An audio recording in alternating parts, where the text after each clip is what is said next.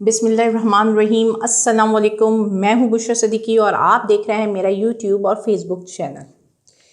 Israel और फ़लस्तीन की जंग, जहाँ पे इंसान और इंसानियत की तज़लील अपने अरूज पर है, तो दूसरी तरफ मग़रबी दुनिया की मुनाफ़क़त खुलकर सामने आ चुकी है। ये वही मग़रबी दुनिया जिसे हम वेस्टर्न वर्ल्ड कहते हैं, जिसने जब रशिया एक स्ट्राइक यूक्रेन पे करता था तो वावेला मचा देता था। अमेरिका की चीखो पुकार शुरू हो जाती थी कि जी इंसानी हकूक़, इंसानी हकूक़, इंसानी हकूक़।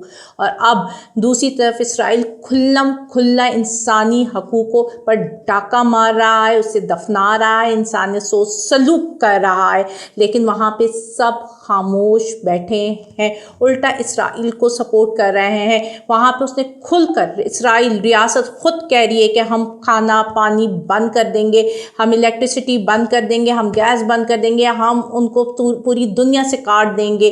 तो क्या ये इंसानियत के ख़िलाफ़ नहीं है? इस पर कितने लोग आवाज़ उठा रहे हैं। मुस्लिम ममालिक, स्पेशली अरब ममालिक के अलावा कितने मुल्क हैं जिन्होंने इस पर आवाज़ उठाई है।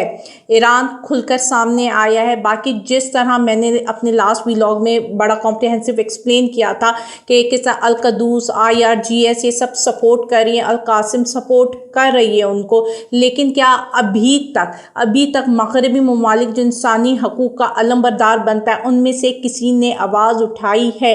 वो व्हीकल्स, वो ट्रांसपोर्ट जो कि उनकी ह्यूमैनिटेरियन एड्स लेकर जा रही थी, वो तक बंद कर दी गई है। और जिस तरह से ये सलूक कर रहे हैं, और जिस तरह सबने, आपने देखा होगा कि कतर ने बयान दिया है कि अगर उन्होंने गाज़ा पर हमला नहीं रोके तो हम दुनिया की गैस बंद कर देंगे। ये जंग पूरे खत्ते में फैल रही है, ये आग है जो पूरे खत्ते में फैल रही है। इसको रोकना होगा, और रोकने के लिए सिर्फ एक साइड को आपको ब्लेम नहीं करना होगा, बातचीत करनी होगी। जबकि दोनों साइड, स्पेशली इसराइल जो है वो बार बार इनकार कर चुका है कि वो निगोशिएट नहीं करेगा, वो बातचीत नहीं करेगा, वो ख़त्म करेगा। उसने खुद कैटेगोरिकली कहा है वो हमास को ख़त्म करेगा, और हमास को ख़त्म करने के उसमें वो गाज़ा को, जो पूरी गाज़ा स्ट्रिप है उसको ख़त्म कर रहा है, वहाँ की बिल्डिंग्स को और वहाँ पे बसे लोगों को ख़त्म कर रहा है, इंसानी जानें ले रहा है। आपने देखा होगा, जिस तरह मैंने अपने पिछले व्लॉग में बताया था कि 1948 में 7,50,000 फ़लस्तीनी दरबदर हुए थे। 1967 की जंग में 3 लाख के करीब दरबदर हुए थे, और अब रिपोर्टेडली कहा जा रहा है कि 4,23,000 फ़लस्तीनी अभी दरबदर हुए हैं इन 7-8 दिनों में। अच्छा, दूसरी तरफ मैं आपको बताती चलूँ, क्योंकि ईरान खुलकर इसराइल को फ़लस्तीनियों को सपोर्ट कर रहा है और इसराइल के ख़िलाफ़ बात कर रहा है कि उसे जंगबंदी करनी चाहिए, जो एयर स्ट्राइक्स कर रहा है उसे रोकना चाहिए। तो इस पर बाइडेन एडमिनिस्ट्रेशन ने सोच रहा है, ये ब्लूमबर्ग की रिपोर्ट में दे रही हूँ, कि वो कह रहा है कि हम ईरानियन एसिड जो कि कतर में मौजूद हैं, ईरान के एसिड, उसको रीफ्रीज़ कर दिया जाएगा। अब देखते हैं कि ये जंग में बातचीत होती है, क्या मग़रबी ममालिक अपनी मुनाफ़क़त कायम रखते हैं, या वो वाकई इंसानियत के अलमबरदार हैं और बातचीत की तरफ लेकर चलते हैं, या ये लोग अपनी सोच से, अपनी बातों से, अपनी स्टेटमेंट्स और जो कुछ भी वो कर रहे हैं उससे इस खित्ते में आग लगाते हैं। एक और इम्पॉर्टेंट पॉइंट बताती चलूँ कि UAE जो कि एक मुस्लिम ममालिक है, उसने इसराइल को खुलकर सपोर्ट किया है और अपने अड्डे दे दिए हैं जंगी फ़ज़ाई जंग के लिए, बॉम्ब्स, और वहाँ पर आकर तमाम चीज़ें अड्डों में रखी जानी जहाँ से स्ट्राइक की जाएगी। अब अगर हम पाकिस्तान की तरफ आएँ तो सोशल मीडिया में एक मैसेज जो कि इमरान खान की तरफ से है बहुत चल रहा है, और कहा जा रहा है कि ख़ानदानी ज़राए की तरफ से इमरान खान का ये मैसेज आया है। अब मैंने जब ये रीड आउट किया पूरा लेटर, ये मैसेज, अगर आप इसमें इमरान खान का नाम हटा दें तो मैं इस मैसेज को पढ़ने के बाद, अगर मुझे ये नहीं पता होता कि ये इमरान खान का या किसी और का, लेकिन इस मैसेज को पढ़ने के बाद मैं ये कहती कि एक लीडर ने अपने लोगों के लिए ये मैसेज दिया है। लीडर क्या होता है? जो टफ टाइम में अपने आप को मेंटली उसका इतना पॉजिटिव एटीट्यूड रखता है, वो बताता है कि किस तरह एक बयानिया, एक मैसेज अपने लोगों को देता है जो लोगों को मुतासिर भी करता है और उनको पुरुम्मीद भी रखता है। ये वो मैसेज था जिसने लोगों को मुतासिर भी किया और लोगों को पुरुम्मीद भी रखा। एक पॉजिटिव मेंटल एटीट्यूड होता है किसी भी लीडर का। अब अगर आप यहाँ पे उसके कुछ मैं सीधा पॉइंट पढ़ूँ तो वो कहता है कि मैं अगर आप मुझे पहले से कंपेयर करूँ तो मैं अपने आप को मेंटली, फिजिकली और स्पिरिचुअली यानी कि जिस्मानी, ज़हनी और रूहानी तौर पे ज़्यादा मजबूत महसूस करता हूँ, ज़्यादा फिट महसूस करता हूँ। मैं कुरान मजीद पढ़ रहा हूँ, उसने कोट की थी आयत कुरान मजीद की कि हर मुश्किल के बाद आसानी है। उसने कहा है मुझे कोई मसला नहीं है, मैं ठीक हूँ। अगर मैं परेशान हूँ तो अपने लोगों के लिए परेशान हूँ, अपने कारकुन खसूसन औरतों के लिए परेशान हूँ जो उनको अपनी अना की तस्कीन के लिए कई माह से जेल में रखा गया है। ये है लीडर का एटीट्यूड। लीडर जो अपने लिए परेशान नहीं होता, वो अपने लोगों के लिए परेशान होता है, अपने लोगों के बारे में सोचता है और एक मुतासिर कुन मैसेज देता है और हमेशा जो हालात जो भी हों वो पुरुम्मीद रखता है। और उसने लोगों को बताया है कि इलेक्शंस जब भी होंगे तहरीक इंसाफ ही जीतेगी, क्योंकि लोग बड़ी तादाद में तहरीक इंसाफ को वोट डालने निकलेंगे। ये था उसका मुतासिर कुन पुरुम्मीद मैसेज। जहाँ पे मैं एक बाय द वे बात करती चलूँ कि अभी एक ख़बर गर्दिश कर रही है, बड़ी गर्म है, लोग बड़े तबसरे कर रहे हैं कि जी ये मरियम नवाज़ के बेटे की जो है वो तलाक हो गई है और उस पर उन्होंने कहा प्लीज़ इसको डिस्कस मत करें, ये प्राइवेट मामला है। तो बिल्कुल सही कह रहे हैं कि ये आपका ज़ाती प्राइवेट पर्सनल मामला है, लेकिन इमरान खान की शादी, तलाक, ये सब कौमी मफादात आमा के मामलात हैं जिनको पूरी पब्लिक में और हर एक को डिस्कस करना चाहिए।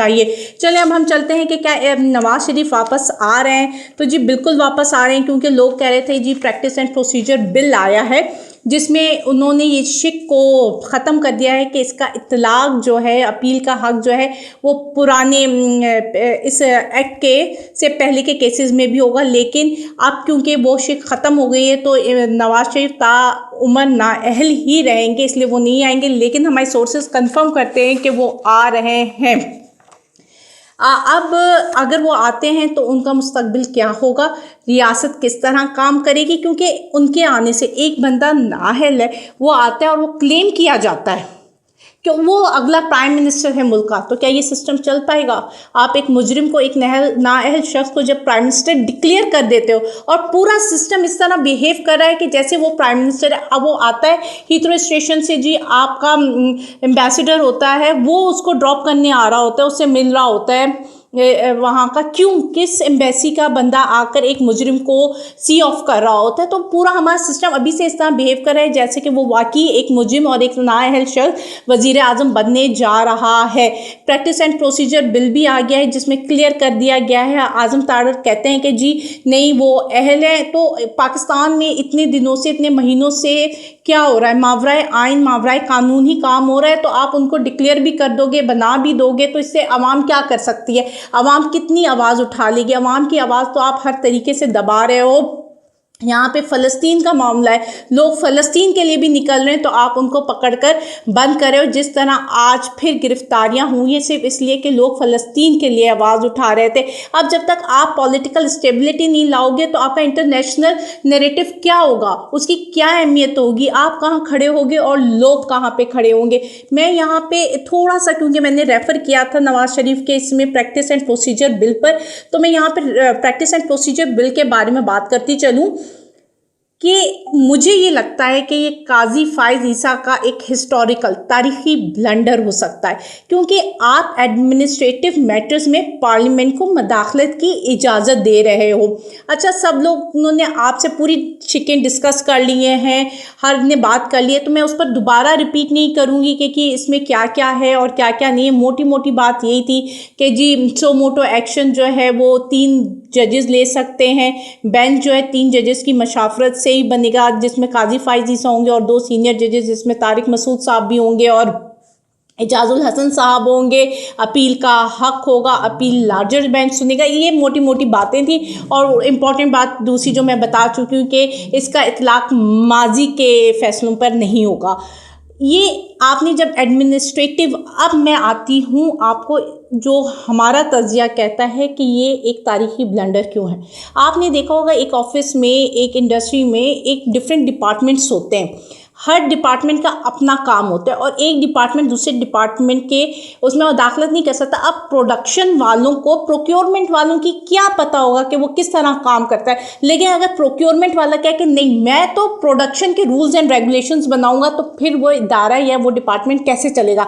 अब आसान लफ्ज़ों में ये एग्जांपल दे देती हूँ, मेरा घर है, मुझे पता है कि ये घर कैसे चलाना है, लेकिन अगर मैं कहूँ कि नहीं मेरे नेबर्स इस घर को चलाएंगे, तो क्या वो चला पाएंगे मेरे घर को? क्या वो मेरे घर की जो है अप एंड डाउन्स, उसकी ज़रूरियात को समझ सकेंगे? नहीं। तो इसी तरह ये प्रोसीजर बिल की ज़रूरियात है, जो रूल्स एंड रेगुलेशंस है, वो पार्लियामेंट कैसे बना सकते हैं? आप उसको डायरेक्ट जो है इन्वॉल्व कर रहे हो, और ये आइन का अदल और इंसाफ सब कुछ इससे कॉम्प्रोमाइज्ड हो रहा है। अभी तो शायद आपको बहुत अच्छा लग रहा है, लेकिन आने वाले दिनों में और तारीख में आप इसको फेस नहीं कर पाओगे। इस फैसले को, इस फैसले की धज्जियां उड़ा दी जाएंगी। अभी एक एडवोकेट साहब है, उन्होंने जी दरख्वास्त दायर की है इसके बारे में, और उन्होंने काफ़ी सही पॉइंट्स उठाए हैं जो मुझे लगता है, ज़रूरी नहीं है कि सबको लगे, लेकिन मुझे सिर्फ जो मेरा तजिया है वो यही है कि मदाखलत नहीं होनी चाहिए। अब मेरा काम है ना, मैं जानती हूँ किस तरह करना है। अगर कोई इसमें मदाखलत करेगा तो इंटरफेरेंस जब होती है तो आपको खुद भी चिढ़ चढ़ती है। अभी तो शुरू में बहुत अच्छा लग रहा है, लेकिन बार बार जब इंटरफेरेंस करेगा ना पार्लियामेंट आपके तमाम मामलात में, ये फैसला नहीं होना चाहिए था, चलो अब हम ये इख्तियारात ख़त्म करें, आपने ऐसा क्यों किया, आपका ये इख्तियारात ख़त्म करें, तब ये आपको ही पिंच करेगा, आपको ही तकलीफ़ देगा। अच्छा, अब इन्होंने जो सुप्रीम कोर्ट में शाहिद राना एडवोकेट ने नज़रसानी दरख्वास्त दायर की है, उसके पॉइंट्स ये हैं कि जी आर्टिकल 92 कायदे बनाने का इख्तियार, रूल्स बनाने का इख्तियार सुप्रीम कोर्ट को देता है।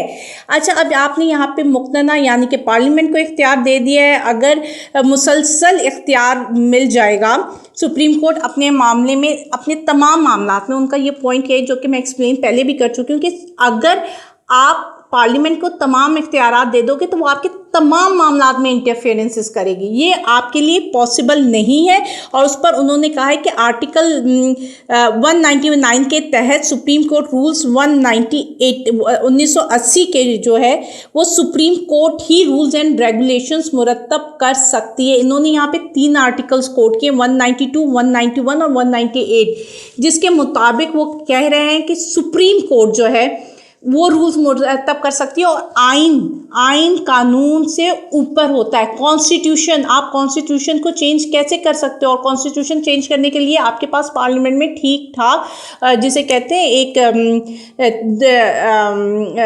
पावर, आपने नंबर्स शो करने होते हैं।